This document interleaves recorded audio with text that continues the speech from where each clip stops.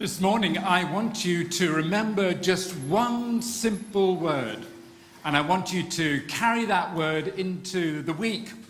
And the simple word is empty. And the word empty is a very negative word, isn't it? You think of, well, the glass is half empty, the bottle is empty, the fridge is empty. Empty is a very negative word, isn't it? Some years ago, when I was a curate in Ashton, I was driving in my Alfa Romeo. Do you remember, those of you who are slightly older age, do you remember the Alfa Sud? Great little car that. I had a white Alfa Sud, and I was on the way to a funeral. And halfway there, the car conked out. And I looked at the fuel gauge, and guess what? It was empty. I'd forgotten to fill up. So I grabbed my robes, and I ran to the creme. And I got there just in time. I have to say, I was a lot younger and a lot fitter then. But the word empty is a very negative word, isn't it? But Jesus changes that word into something very powerful. Let's watch this video. Jesus, who'd been crucified on the cross, who'd been put to death, was buried in a tomb. And on the third day, the tomb was found empty. Jesus had risen. God had shown his incredible, powerful love and his redeeming grace by raising Jesus from the dead. And the tomb was empty.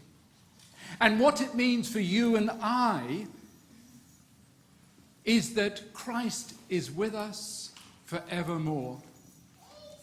God is spirit, and his spirit is with us. Because Christ rose from the dead, the tomb was empty, and he appeared to the disciples over those 40 days, and what he wanted them to understand as he appeared and disappeared was that he was always with them, that he never would leave them. That's what he promised at the end of Matthew's Gospel. I will be with you even to the end of the age. And the tomb was empty on that first Easter morning. And that changes everything. The other day we had an email in the parish office. Someone said how offended they were by the cover of our Easter March magazine. And of course, as you know, it says, the greatest day in history, the Easter story. And I felt sad for that person because they obviously did not understand what the Christian faith is about. They did not understand what we are about as Christians and what the church is about. Easter, when the tomb was found empty and Jesus had risen, was the greatest day in history because it changes everything. It changes your life and my life because there is an eternal truth that Jesus is alive, that God's love is eternal. And that's what the first disciples celebrated. They began to realize this incredible truth. And when the Spirit of Jesus came, they went out and changed the world.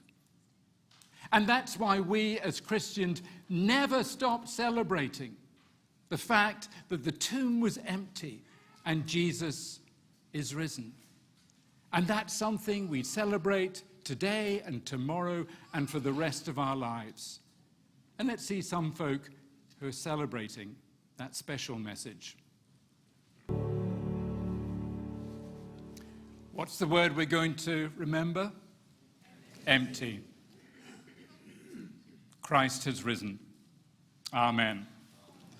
And so we're going to sing now that great song, The Greatest Day in History. Shall we